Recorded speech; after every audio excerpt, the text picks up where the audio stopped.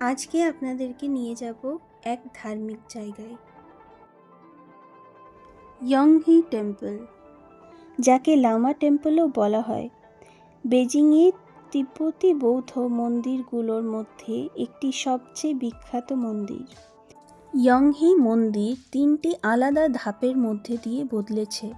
প্রথমে ছিল এটি রাজপুত্রের বাসস্থান, তারপর হলো রাজকীয় প্রাসাদ এবং সবশেষে 1744 সালে চিয়াংলং সম্রাটের শাসনকালে এটিকে প্রাসাদ থেকে বদলে তিব্বতী বৌদ্ধ মন্দির করা হয়।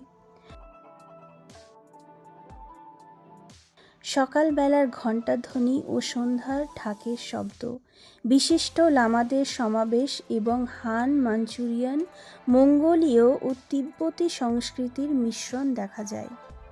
মন্দিরটি তার বিশাল হল, সূক্ষ্ম কারুকার্য, রঙিন সাজসজ্জা আর শান্তি পরিবেশের জন্য পরিচিত।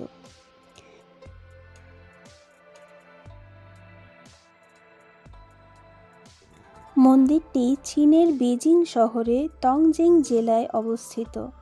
ইয়ংইগং Lama Temple line 5 subway station exit F দিয়ে বেরিয়ে সোজা গেলে এন্ট্রি গেট পড়ে। এটি ধর্মীয় স্থান হওয়ার সঙ্গে সঙ্গে এক জনপ্রিয় পর্যটন কেন্দ্র। বৌদ্ধ ধর্মের মাধ্যমে ভারতের সঙ্গে এর একটি গুরুত্বপূর্ণ সম্পর্ক আছে। তিব্বতী বৌদ্ধ ধর্মের শিখর প্রাচীন ভারতের বৌদ্ধ ঐতিহ্য, তাই এই মন্দিরের ভারতের প্রভাব খুব স্বাভাবিকভাবেই দেখা যায়।